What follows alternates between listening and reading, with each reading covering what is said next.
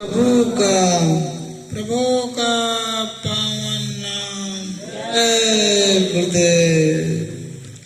शब्द स्वरूप में सर्वत्र विराजमान परम पूज्य स्वामी जी महाराज एवं उनके उत्तराधिकारी परम श्रद्धेय हुजूर महाराज के श्री चरणों में कोटिन कोटि नमन बंदन करते हुए इस धर्म सभा में उपस्थित सभी भाई बहनों, माताओं, बुजुर्गों, दूर दराज से चलकर आए हुए हमारे सत्संगी प्रेमी सबको सादर जय गुरुदेव। जय गुरुदेव। देखिए,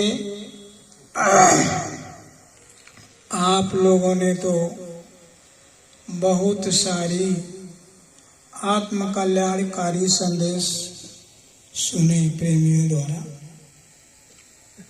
लेकिन हम साधारण रूप से आप लोगों से बताना चाहते हैं कि इस संसार में जो भी चीज है उसका कुछ लक्ष्य है। जैसे वो बाइक खड़ी है तो उसका लक्ष्य क्या है कि आपको एक जगह से दूसरे जगह पहुंचा देगी, उसको इस्तेमाल करेंगे। इसी प्रकार से यह हमारे मनुष्य शरीर का लक्ष्य क्या है, हमको क्यों मिला मनुष्य शरीर, इस पर हम लोगों को विचार करना चाहिए। हम लोग जन्मते हैं, माँ के गोद में पलते हैं, अबोध अवस्था में खेल कूद में बिताते हैं, लेकिन जब हम लोगों के अंदर सूझबूझ आ जाती है तो उस समय हम लोगों को चाहिए कि वास्तव में हम लोग क्यों आए इस धरती पर।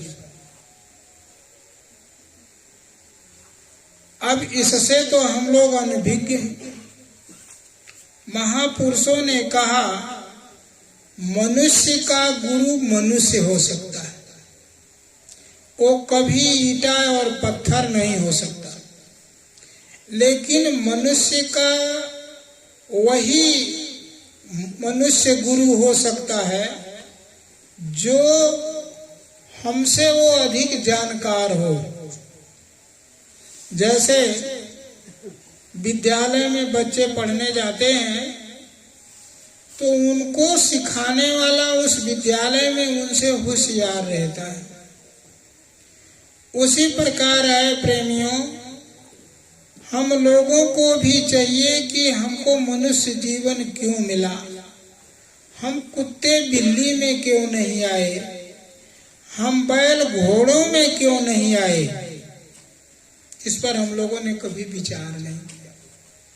देखिए, हम लोगों के बीच से बहुत सारे लोग चले गए। इसका मतलब यहां से नहीं चले गए, इस धरती से चले गए।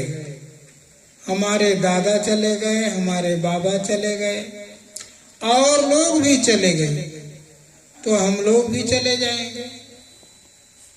क्या हम लोगों ने कभी विचार किया कि हम लोग भी इस धरती से चले जाएंगे? लेकिन जाएंगे तो कहाँ जाएंगे? कभी हमारे घर में कोई ऐसी घटना हो जाती है, लोग मर जाते हैं, तो हमारे परंपरा में है, लोग कहते हैं गरुड़ पुराण सुन लो। तो उस गरुड़ पुराण क्यों सुनाया जाता है? उसमें यमलोक में जो जीवों को कष्ट दी जाती है, नरक की यातनाएं दी जाती है, उसका उसमें बयान लिखा हुआ है। उसमें 22 नरक हैं। तो हम लोगों को चाहिए कि उस जो है गरुड़ पुराण को सुन करके हमको क्या करना चाहिए, क्या नहीं करना चाहिए, क्योंकि हम लोगों का भी मृत्यु होगा और वही रास्ता हम लोग भी काटेंगे। लेकिन उसको भी आप छोड़िए, आप यह कह सकते हैं कि भाई ये तो किसी ने देखा नहीं कि गरुड़ पुराण में जो लिखा है, ये जो हमारे सुनाने वाले पंडित वगैरह हैं बाबा जी, इन लोगों को भी पता नहीं है। वो लोग उसी पुस्तक की लिखी हुई हम आपको सुना देते हैं। लेकिन फिर भी हम लोगों को चाहिए कि मृत्यु के बाद हम कहाँ जाते हैं, मृत्यु के पहले हम कहाँ थे, इस पर हम लोग क्या कभी विचार किए? दूसरी बात, हम लोगों ने जो घर बनाया किस लिए? कि हमको ठंडी से बचाएगा, धूप से बचाएगा, और कभी ओले आदि पड़े तो हमारे ऊपर नहीं आएगा, हम यहीं बैठ करके आराम कर लेंगे, भोजन पानी खाने में हवा बहार से बच जाएंगे।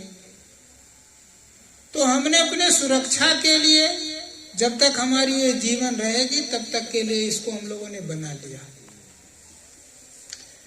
लेकिन हम जब इस दुनिया से जाएंगे तो वहां की सुरक्षा कैसे करना है, वहां की घर कैसा होना है, वहां के लिए हमने छप्पर क्या छाया, वहां के लिए हमने भोजन की क्या व्यवस्था किया, इस पर कभी हम लोगों ने विचार नहीं किया। देखिए, एक इसमें छोटा सा दृष्टांत है। एक नगर राज्य था, राजा मर गया, प्रजा बड़ी चिंतित हुई, कही कि अब हमारा राजा कौन बनेगा और राज्य कौन करेगा। लोग महात्मा से मिलने गए, महात्मा से कहे कि राजा हमारा मर गया, किसको राजा बनाया जाए महाराज। उन्होंने कहा भाई राजा तो जो नेक होता है, ईमानदार होता है, शक्तिशाली होता है, वही राजा बन सकता है। तो आप लोग अपने नगर में जाओ, जो सबसे ईमानदार, सबसे अच्छा, सबसे शक्तिशाली व्यक्ति हो उसको राजा बना दो। नियम पारित कर दो कि वो अधिक से अधिक 4 वर्ष तक रहेगा राजा, और उसके बाद उसको क्या किया जाएगा, जो राज्य के चारों तरफ जो भयंकर नदी बह रही है, उस नदी से उस पार कर दिया जाएगा, फिर वो कभी राज्य में नहीं आने पाएगा।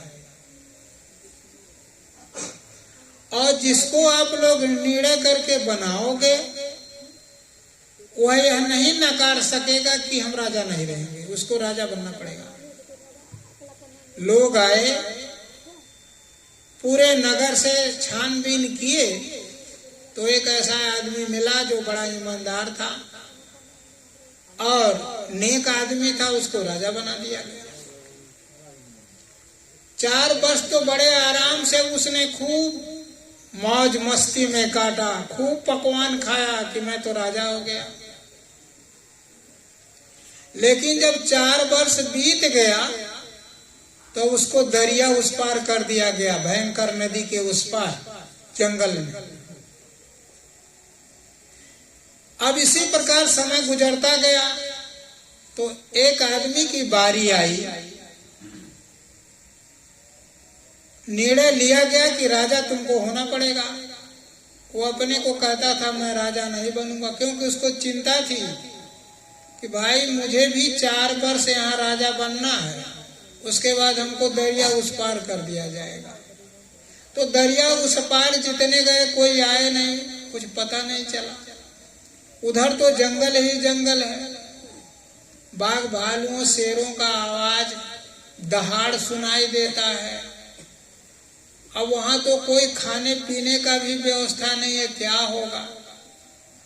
वहां तो बाघ भालू उनको खा लिए होंगे। तो मैं भी 4 ही वर्ष न यहाँ राज करूंगा। 4 वर्ष के बाद तो फिर मुझे भी जब दरिया उस पार कर दिया जाएगा तो बाघ भालू हमको भी खा लेंगे। बल्कि यह राजा बनना ठीक नहीं है, लेकिन निर्णय था राजा बनना था। तो वो गए महात्मा जी के पास। महात्मा जी ने कहा कि भाई विचार करने का तुमको दिमाग दी गई है, परमात्मा ने दिया है, तुम सोचो इससे कैसे बचोगे। तो उसने सबसे पहले कहा कि पहले हम चलें दरिया उस पार देखें कि जो हमारे पूर्व राजा लोग दरिया उस पार पठाए गए जंगलों में, वो खुशहाल में है या कोई मार करके खा लिया। सेना को उन्होंने आदेश दिया कि भाई मैं राजा हूं, मेरी बात मानोगे कि नहीं। सेना कहा क्यों नहीं, आप राजा हो तो मानेंगे क्यों नहीं। सेना सुरक्षा में राजा उस पार गए। सामने ही ये जो कल वाला राजा था वो मरा पड़ा था, आतड़ी उतड़ी फटी थी उसकी, कोई सिंह शेर ने खा लिया था। वो राजा वहीं बैठकर सर पर हाथ रख करके सोचने लगा, जिस समय इसकी प्राण पखेरु निकला होगा, शेर चीता ने फाड़ कर खाया होगा, उस समय क्या दुर्दशा हुई होगी। अब मैं क्या करूं। आया रात भर सोचते सोचते एक निर्णय लिया। वो क्या निर्णय लिया कि अब जो जंगल है दरिया उस पार, वहां मुझे भी जाना है, तो वहां कोई अपनी बढ़िया व्यवस्था बना लूं, क्योंकि अब तो मैं आंखों से देख करके आ गया। तो वो उसने अपने सेना को आदेश दे दिया कि जितनी जंगल है उसमें से 75% सब काट दो, 25% छोड़ दो, जंगली जानवर उसमें जाकर के छिप जाएंगे। बाकी जो 75%, 16 आना में 12 आना जो जमीन है, बहुत बड़ी जमीन, वहां खेती की जाए, बस्ती बसा दिया जाए। सारा व्यवस्था बन गया। ये राजा ने अपना एक उत्तराधिकारी वहां बना दिया कि जब मैं आऊंगा तो तुमसे हिसाब लूंगा।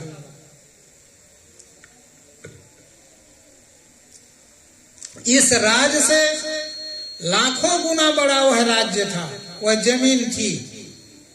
बहुत पैदा होने लगा, एकदम सब तमाम भंडार के भंडार, सब अनाज पानी इकट्ठा होने लगे। अब आप लोग ये बताइए कि 4 वर्ष के बाद यदि उस राज्य से उसको भी दरिया उस पार कर दिया जाए तो क्या उसको कोई मुसीबत आएगी? क्योंकि उसने तो व्यवस्था बना लिया है अपना, वहां जाकर के वो राजा हो जाएगा। इसी तरह से उसने तो जाकर के देखा, हमें आपको भी देखना चाहिए कि लोग मरकर जाते कहां हैं। अब हम कहते हैं कि हम नहीं देख पाएंगे, हमारे पास वो आंख नहीं है। हम आप सब रामायण पढ़ते हैं, पुस्तक किताब तमाम पढ़ते हैं, उसमें सब लिख दिया गया है। अब हमारे अंदर विश्वास नहीं है, हम इंद्रिय के भोगों में फंस करके उस दिन की याद नहीं कर रहे हैं। महापुरुषों ने कहा उस दिन की याद करो। कुकुर यह नहीं सोचता है मेरी मौत हो जाएगी, बाघ बिल्ला बैल नहीं सोचता है मेरी मौत हो जाएगी, क्योंकि ज्ञान नहीं उसके पास। हम आपको सोचना है मृत्यु हो जाएगी, कल हो जाएगी कि आज हो जाएगी कि अब हो जाएगी, ये निश्चित नहीं है। इसलिए महात्माओं ने सत्संग जारी किया।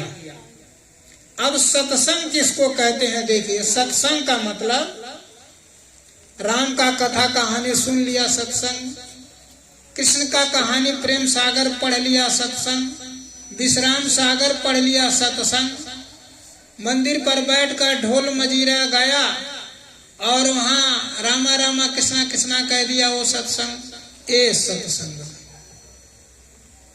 सत्संग क्या है? सत का संग कर लो, सत्संग है। सत यहाँ क्या चीज है?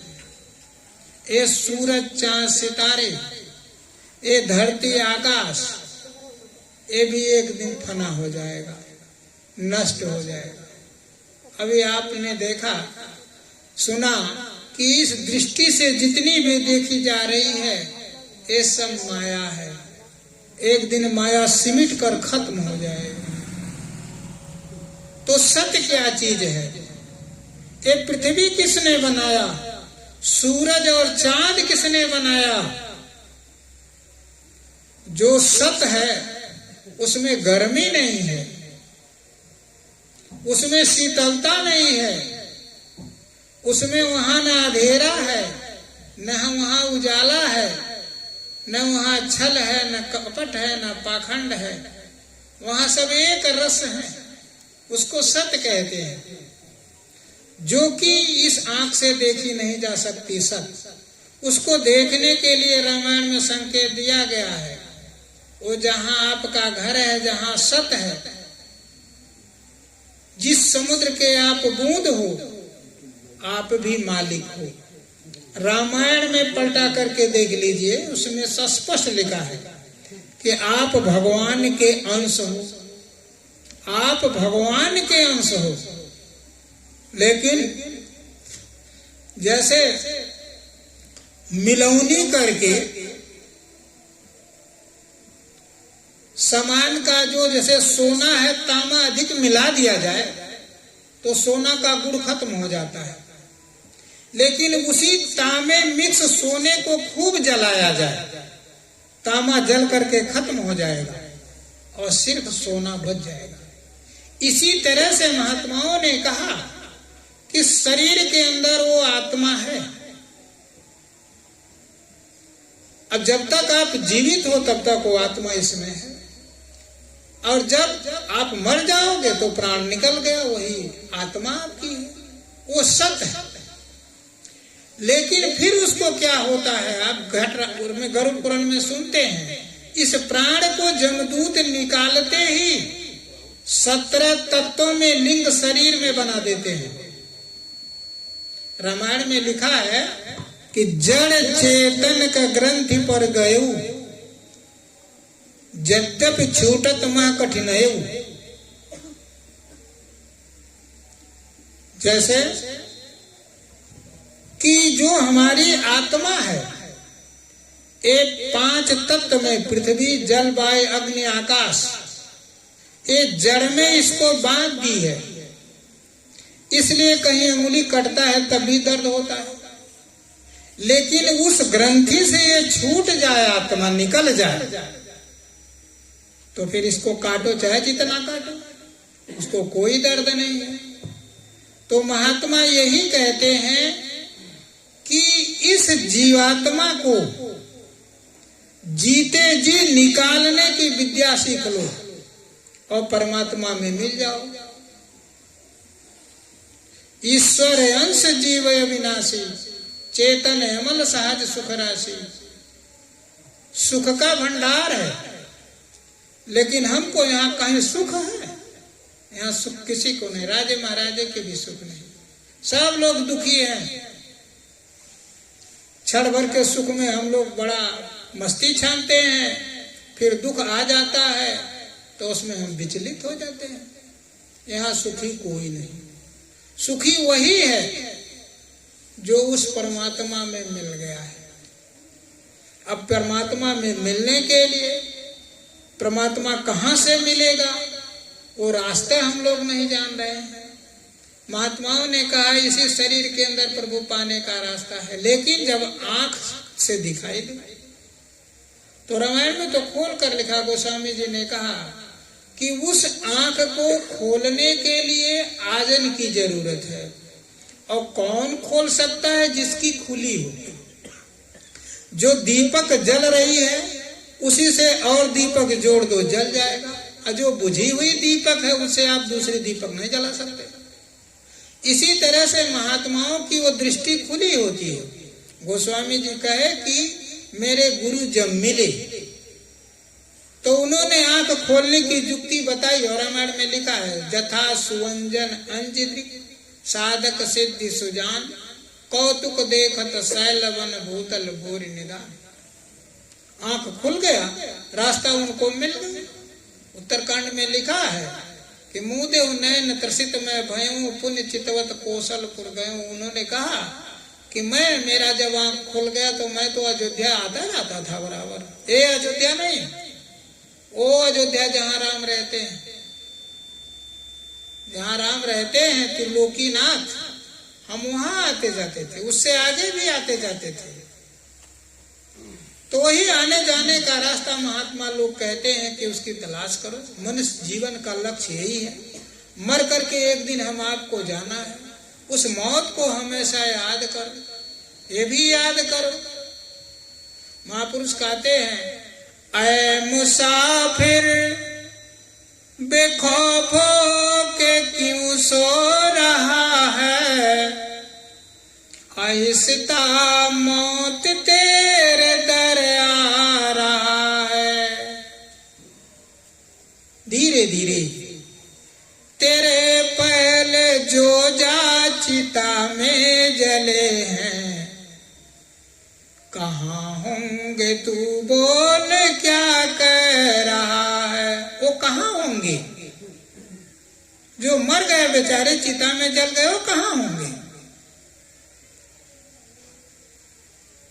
उठेगी जनाजा तेरी भी क्या होगा,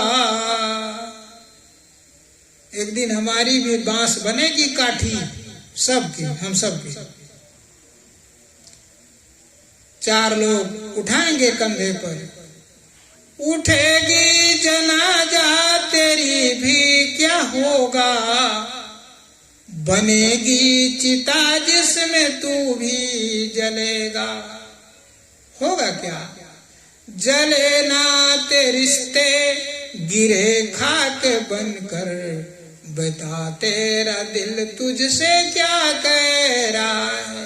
मौत को सोचो ना, मेरी भी मौत हो जाएगी, एक कोठा अटारी महल सब छूट जाएगा, एक भी नहीं रह जाएगा।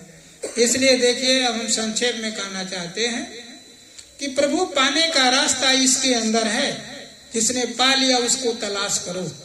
आदमी का उस्ताद आदमी हो सकता है, कोई ईंटा पत्थर नहीं हो सकता है। हम लोगों के अंदर की जो सनातन धर्म की आज पूरे विश्व में आवाज उठ रही है, उसको हम भूल गए। लोग कहते हैं गर्व से बोलो हम हिंदू हैं, हम सनातन धर्म मानते हैं, लेकिन जानते हैं सनातन धर्म क्या है? जो सत्य है। सनातन धर्म सत्य को मानता है और हम झूठाई में तमाम परेशान हैं। हम क्या सत्य मानते हैं? जो हिंसा नहीं करता है अहिंसक है। हिंसा का मतलब किसी को दिल दुखाना, कष्ट पहुंचाना। तो जब हम हिंसा कर रहे हैं तो हम हिंदू कैसे हो गए? कैसे हम सनातन को मानते हैं? भाई भाई की लड़ाई है, आखिर तो कमियां हैं ना कहीं। प्रेम नहीं हम लोगों के अंदर, पत्नी का पति पर विश्वास नहीं है, बाप का बेटे पर नहीं विश्वास हो गया, खत्म हो गया। सनातन धर्म तो वो चीज है, उसको हम लोग छोड़ दिए। हम लोग बकरी मुर्गी काट कर खाने लगे, जीवों को हिंसा करने लगे और कहते हैं हम बुद्ध के देश में रहते हैं, हम राम को मानते हैं। राम को मानने वाला कभी मांस नहीं खाता। रामायण में सब सारी बात लिखी है। परम धर्म श्रुति विदिते अहिंसा, पर निंदा समय अघन गिरीसा। तो इसलिए प्रेमियों, आप लोग फिर से रामायण पढ़ना शुरू करो, उसमें सब सारी बात लिखी हुई है। राम को मानने वाले हैं तो जीवों पर दया करो, सबसे प्रेम रखो, सत्य को अपनाओ, उदार नीति लाओ, तब हम आप पक्का हिंदू हैं, हम लोग सनातन हैं। अब संदेश क्या है देखिए, बाबा जी का कहना क्या है। सारे महात्माओं ने कहा है आगे सतयुग आ रहा है, एक कलयुग जाएगा। तो जब सतयुग आएगा, कलयुग जाएगा, तो कलयुगी जीव रहने नहीं पाएंगे, क्योंकि सतयुग में तो सब सतयुग जोगी सब विज्ञानी, करि हरि ध्यान तरह भव प्राणी। सब जोगी सब विज्ञानी सब दयावान होंगे, सत्य हिंसा दया प्रेम के पथ पर चलने वाले होंगे। तो बताइए कैसे लोग यहाँ वो लोग रह पाएंगे। इसलिए बाबा जी कहे कि जाकर के लोगों से बता दो कि आगे का समय बहुत ही खराब है, अपने लोग शाकाहारी हो जाए। शाकाहारी का मतलब अपने मेहनत की कमाई खाएं, कोई नशा वाली चीज लोग ना खाएं जिससे बुद्धि खराब हो जाए, गलत आचरण बन करके शरीर से पाप बन जाए।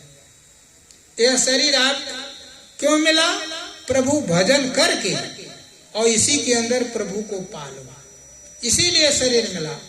आप लोग सोचते होंगे कि वो तीर्थ पवित्र है, तीर्थ नहीं पवित्र है। अयोध्या पवित्र राम के नाते हुआ, नहीं तो सरजू नदी तो आप कराली नदी नेपाल से निकली है, तो हर जगह तो अयोध्या नहीं है। इसलिए देखिए जहां महात्मा रहते हैं वही तीर्थ बन जाता है। तो अब हम आपको एक प्रार्थना के द्वारा 42 एक प्रार्थना से आप लोगों को आगे का समय हम बता दे रहे हैं कि महात्मा जी ने क्या कहा, आगे का समय कैसा है।